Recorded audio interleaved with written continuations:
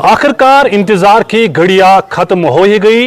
Election commission of India ने जम्मू कश्मीर और हरियाणा की असेंबलियों के इंतखाबात का ऐलान कर दिया, जिसमें जम्मू कश्मीर में 3 मरहलों में 18 सितंबर, 25 सितंबर और 1 अक्टूबर को वोट डाले जाएंगे, जबकि हरियाणा की रियासत की तमाम सीटों पर 1 अक्टूबर को वोट डाले जाएंगे और 4 अक्टूबर को इंतखाबात के नताइज का ऐलान कर दिया जाएगा। जाहिर सी बात है, जो ही आज इलेक्शन कमीशन ऑफ इंडिया ने जम्मू कश्मीर यूटी के इंतखाबात का ऐलान किया तो लोगों, खासकर नौजवान तबकों और बिलखुसूस जम्मू कश्मीर की तमाम सियासी जमातों, सियासी लीडरान के चेहरों पर भी खुशी देखने को मिली कि आखिरकार लंबे अरसे के बाद जम्मू कश्मीर यूटी में इंतखाबात का ऐलान कर दिया गया। सीधे हम ऑल इंडिया कांग्रेस कमेटी के जनरल सेक्रेटरी गुलाम अहमद मीर से बात करेंगे और जानना चाहेंगे कि करीबन 10 साल के बाद आज इलेक्शन कमीशन ऑफ इंडिया ने इंतखाबात का ऐलान कर दिया और इलेक्शन का बिगुल बज गया। सर, खैर मकदम में आपसे बात करने के लिए, क्योंकि एक लंबी मुद्दत के बाद आज इंतखाबात का ऐलान हो ही गया, तो आपकी फर्स्ट रिएक्शन? हम तो यही कहेंगे, देर आए दुरुस्त आए। जो चुनाव आज से 7 साल पहले होना चाहिए था, जो रूटीन एक प्रोसीजर था, जब बीजेपी और पीडीपी की अनहोली अलायंस ब्रेक हुई थी, उसके 6 महीने के अंदर सरकार बननी चाहिए थी, असेंबली बननी चाहिए थी। मगर जो मरकजी सरकार तब थी या आज भी वही है, उनके जो अपने डिज़ाइन्स थे जम्मू कश्मीर के बारे में, और उनको जम्मू कश्मीर को एक लेबॉरेटरी के तौर पर कई सारे तजुर्बे करने थे, उस खातिर उन्होंने 2018 से लेकर आज तक जम्मू कश्मीर के लोगों को चुनाव का माहौल नहीं दिया। उस बीच में गवर्नर रूल, आपका रीऑर्गेनाइजेशन, जो स्टेट थी उसको यूटी में तब्दील कर दिया, फिर अलग अलग कवानीन लगा दिए और डिलिमिटेशन हुआ। डिलिमिटेशन के बाद इलेक्शन एक कमिटमेंट थी जो 1 से 1.5 साल पहले होना चाहिए था, उसमें भी किसी न किसी वजह से देरी कर दी। और अब आज इलेक्शन कमीशन ऑफ इंडिया ने ऐलान किया, हमने उसका ऑलरेडी स्वागत किया, क्योंकि जम्मू कश्मीर के लोगों को कोई नुमाइंदगी नहीं थी। इतना हिंदुस्तान में और किसी रियासत के लोगों के साथ नहीं कि पंच भी ना बने, सरपंच भी ना बना हो, बीडीसी नहीं बना हो, डीडीसी नहीं हो, एमएलए नहीं हो, खाली एक अपनी मजबूरी के खातिर लोकसभा के 5 एमपी यहाँ से बन के गए। तो इसलिए ज्यादा परेशानी और ज्यादा तकलीफ में आम जनता थी, आम लोग जम्मू कश्मीर के। एक तरफ महंगाई की मार, एक तरफ बेरोजगारी की मार, और उस बीच में जो उनके रोजमर्रा इश्यूज थे उनको सुनने वाला कोई नहीं था।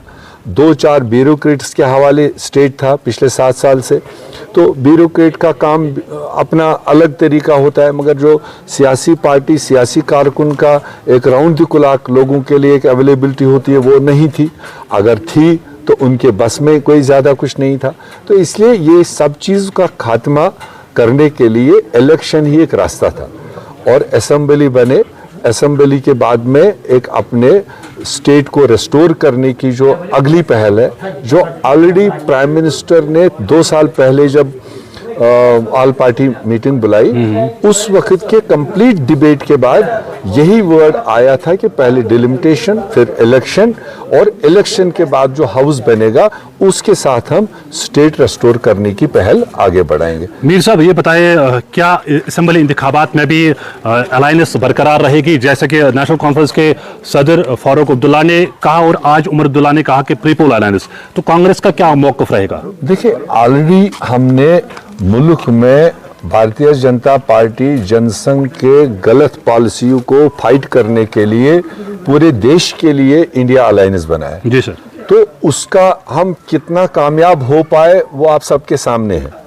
मेरे ख्याल से वो इंडिया अलायंस देश के लिए तो था ही, मगर देश का सबसे ट्रबल्ड एरिया, सबसे जिस खित्ते के साथ सबसे ज्यादतियाँ की गई, हमारी पहचान खत्म की गई, हमारे इख्तियारात छीने गए।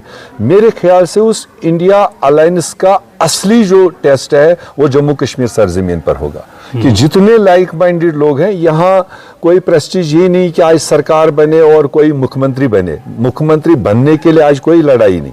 आज लड़ाई अगर है जम्मू कश्मीर के लोगों का इज्जत बहाल करने के लिए, हमारा स्टेट रिस्टोर करने के लिए, हमारी एक कॉमन लड़ाई है। और उसके लिए ही अगर सारे लोग लाइक माइंडेड इकट्ठे आए, जनता को भी आसानी हो जाएगी और हम उन ताकतों को आज भी कमज़ोर कर सकते हैं जिन ताकतों ने हमारे साथ ये साजिशें की है, जो हमारी पहचान ख़त्म करी है।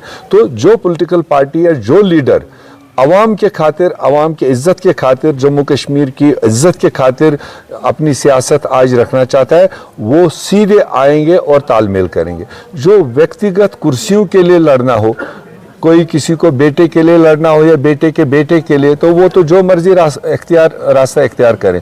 मगर कांग्रेस का मौक़िफ़ है कि हम जम्मू कश्मीर के विकार के लिए, जम्मू कश्मीर के लोगों के इज्जत बहाली के लिए हमारा ये चुनाव होगा। चलिए, बहुत बहुत शुक्रिया। ये थे ऑल इंडिया कांग्रेस कमेटी के जनरल सेक्रेटरी गुलाम अहमद मीर, जिन्होंने आज के इस इंतखाबी ऐलान के हवाले से बताया कि कांग्रेस का जो मौक़िफ़ है वो जम्मू कश्मीर के विकार के लिए, जम्मू कश्मीर की तामीर तरक्की के लिए बात करती रही है और आगे भी करते रहेंगे।